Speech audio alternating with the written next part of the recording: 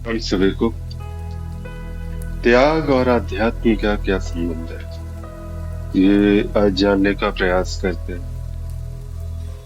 बहुत सारी कथाएं आती है अध्यात्म में। अगर हम देखें तो पुराणों में काफी सारी कथाएं हैं। हमारे ग्रंथ जो है इस प्रकार की कथाओं से भरे पड़े हैं, जहाँ पर त्याग के जो है गुण गाए जाते हैं। रामायण को ही देखो ना, श्री रामचंद्र जी ने अपना राजपाट त्याग दिया अपने पिता के आदेश पे।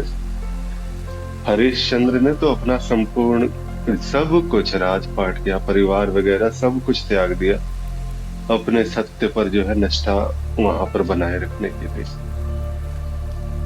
सती ने अपने शरीर को त्यागा। गो गोपिकाओं को तो कुछ भी भान ही नहीं रहता।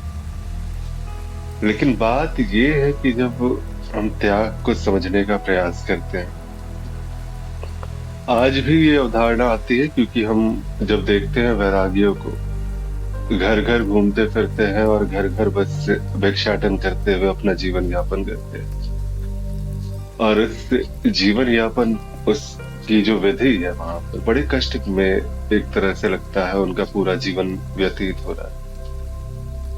और यहाँ पर ये मान्यता हमारे अंदर आती है कि कितना घोर त्याग जो है वो आध्यात्म मांगता है। जैसे कहते हैं कि बहुत सारे कहते हैं कि भगवान को खुश करना है तो स्वयं को बलि चढ़ाना होगा, देवी को खुश करना है तो खुद बलिदान होना होगा। कुछ इस प्रकार की भी मान्यताएं हैं। ये सारा का सारा क्या है ना, इस प्रकार से अगर बताया जाता है तो ये सबसे बड़ा जो है, ये अध्यात्म से आपको जो है वो विरक्त करने का सारा प्रयास है। कलयुग का प्रभाव, वो कथाएं भी विकृत होकर के सामने आती है। कथाओं का जो मर्म है वो विकृत सा होकर के आता है हमारे सामने। वास्तविक अर्थ को हमें समझना होगा कि अध्यात्म क्या है, क्योंकि अगर हम उसे वास्तविक अध्यात्म को ना समझ पाए तो शायद हमें ऐसा ही लगता रहेगा कि बिना त्याग के अध्यात्म में तो एक कदम भी आगे नहीं बढ़ाया जा सकता। देखिए, एक सामान्य सी बात है, मनुष्य की जो सारी की सारी ये जो संरचना है, ये जिस प्रकार से हम सभी का निर्माण हुआ है, एक जो चीज है ना, वो डिजाइन में एक फॉल्ट है। हम कभी कुछ त्याग ही नहीं सकते। हम अगर कुछ त्यागते हैं तभी त्यागते हैं जब इससे बेहतर कुछ मिले। संसार में भी देखिए ना, एक नौकरी अगर आपको मिल रही है जहाँ 20-25 हजार रुपए की मान लिया तनख्वाह है, या 1 लाख रुपए की भी तनख्वाह है, वहीं आपको अगर कोई 2 लाख रुपए ऑफर कर दे, कोई अपने जो अभी की सैलरी है उससे ज्यादा ऑफर करे, प्राइवेट में तो ऐसा ही होता है। लोग यहाँ से छोड़ के वहां चले जाते हैं। यहाँ तक कि कहते हैं ना कि किसी चीज की जो संसार में जो है बस कीमत लगाने वाला होना चाहिए, बिकते हर चीज। एक सांसारिक अगर वस्तु है तो बिकती हर चीज है, बस उसका एक सही कीमत लगाने वाला होना चाहिए। तो ये क्या है, क्योंकि यहाँ पर जो है कोई एक डिजाइन का, क्योंकि सांसारिक ही है ये सारा की सारा जो है। अध्यात्म संसार से भिन्न नहीं है। अध्यात्म भी संसार के बीच सांसारिकों के लिए ही एक की गई एक व्यवस्था है, जहाँ पे सांसारिक जो है वो एक अच्छी तरीके से अपने जीवन का निर्वाह करते हुए आगे बढ़ सकते हैं। तो फिर ये वैरागी क्यों हो गए? आखिर इन्होंने जो है घर बार त्याग दिया, घर घर घूम के भिक्षाटन करते रहते हैं। तुम्हें उनके आनंद का नहीं पता है, सबसे बड़ी बात यहाँ पे। उन्होंने क्या पा लिया है ये तुम्हें नहीं पता है। तुम तो बस अपने सांसारिक भोगों से मग्न हो, यहाँ से तुम्हें फुर्सत नहीं मिल रही है। और जो सांसारिक भोगों से फुर्सत नहीं मिल रही है तो तुम क्या समझोगे अध्यात्म का जो परमानंद है उसके विषय में? एक सांसारिक दृष्टि से अगर विश्लेषण करोगे तो हाँ ठीक है, तुम्हारे लिए जो आनंद का विषय है वो आनंद का विषय उसके लिए नहीं है। उसके लिए जो आनंद का विषय है वो परमानंद है। वो जैसे कहते हैं ना कि एक बार अगर राम धुनी अगर लग गई तो फिर तो लग गई। संसार में भी बैठा बैठा वो राम राम ही करता हुआ नजर आएगा। जो जैसे कहते हैं कि हम कभी कुछ त्यागते नहीं, बस एक ऐसा लगता है कि सांसारिक जो है वो लीला में इस प्रकार से भाषित होता है कि संत जन बड़े कुछ जो है वो त्यागी हो जाते हैं, सब कुछ त्याग कर घर बार छोड़ करके वो कुछ और जो है वो बस ऐसे ही बैठ जाते हैं। लेकिन उन्होंने कभी कुछ त्यागा ही नहीं, बड़े प्रेम से, बड़े सुख से, बड़े आराम से बड़े थे। अभी आप अपने आप को अगर देखने का प्रयास करें, अपने भीतर झांकने का प्रयास करें, ये संसार में अगर आप कुछ भी पकड़ने का प्रयास करोगे, कुछ भी सांसारिक, तो ठीक है, एक क्षणिक आनंद आ जाता है, क्षणिक सुख आ जाता है। तो अब जो है, जो क्षणिक सुख आया, क्या इसको, इसकी सुख की पुनरावृत्ति हो सकती है क्या? जैसे कह लिया ना कि 1 लाख रुपए की आपकी तनख्वाह थी, अभी अगर 2 लाख रुपए की नौकरी लगी, तो जिस क्षण आपके अकाउंट में पैसे आएंगे, हो सकता है 2 महीने, 1 महीने या 2 महीने, इसके बाद फिर वो रोजमर्रा की बात हो जाएगी और उसके बाद फिर चाहोगे कि अब जो है 2 से 3 लाख रुपए की तनख्वाह होनी चाहिए वास्तव में, क्योंकि ये एक जो है मनुष्य वृत्ति है। लेकिन यहाँ पर जो है वो इतनी जल्दी तो मिल नहीं से रहा, पर इंतजार कीजिए, एक 7 6 महीने, साल भर इंतजार करना होगा।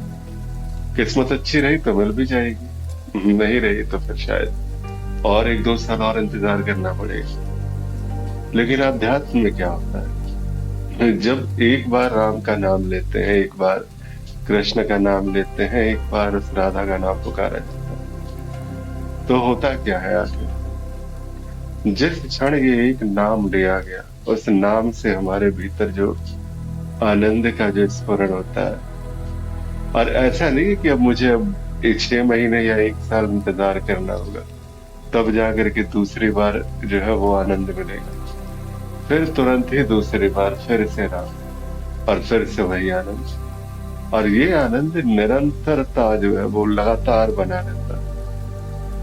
कभी निष्ठावान होकर, कभी अपने अध्यात्म के प्रति निष्ठा जगाकर इस प्रकार नाम लेकर के देखो, तभी शायद जो है तुम्हें पता चलेगा।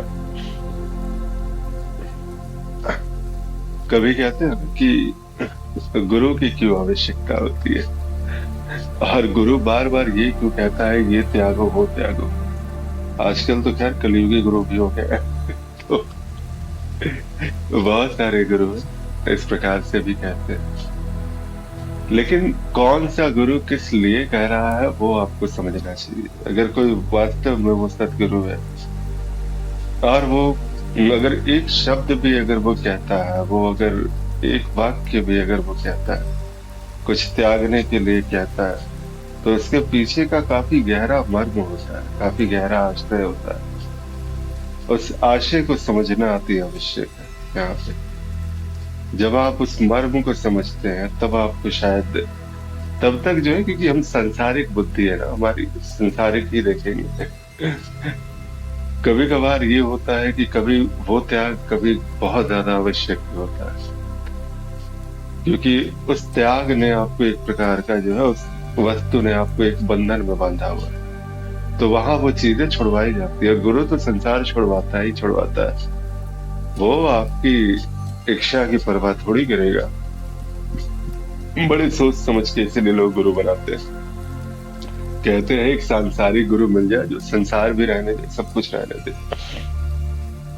हाँ ठीक है, ऊपर ऊपर से संसार आपका वैसे ही बना रहेगा, बहुत सब कुछ है, लेकिन जो एक सुख का विषय है, अब वास्तविक जो है आध्यात्म, क्योंकि गुरु का कार्य है, सुख तक आपको सीमित नहीं रखता है। वो आनंद से उसका आरंभ होता है और परमानंद तक उसकी गति होती है।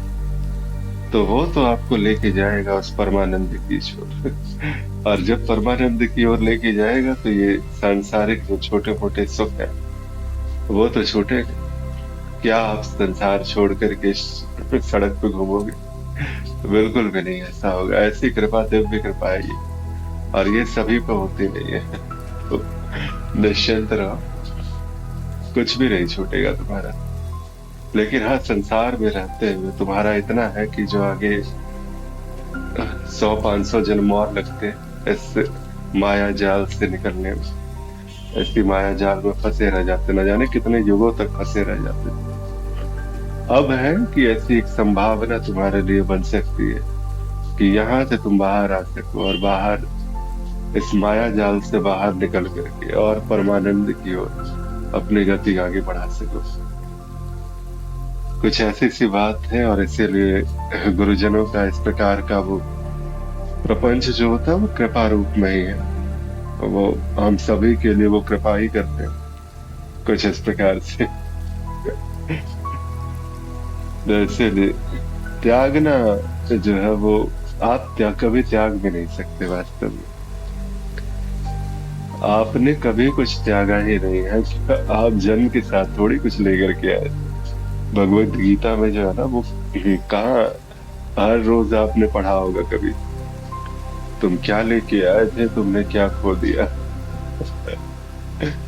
जो लिया यहीं से लिया, जो दिया यहीं पे दिया। अध्यात्म और त्याग, बस त्यागने वाला कहीं खो जाता है। अध्यात्म तो सदा यही और सदा से, और वही आपका पूर्ण स्वरूप है, वही आपका लक्ष्य है। इस जन्म में आ जाओ तो ठीक, नहीं तो कभी किसी जन्म में कभी किसी गुरु की कृपा तो हो ही जाएगी। जबरदस्ती घसीटेंगे फिर मत कहना कि देखो ये क्या हो गया। तब तक के लिए प्रणाम, नमस्कार।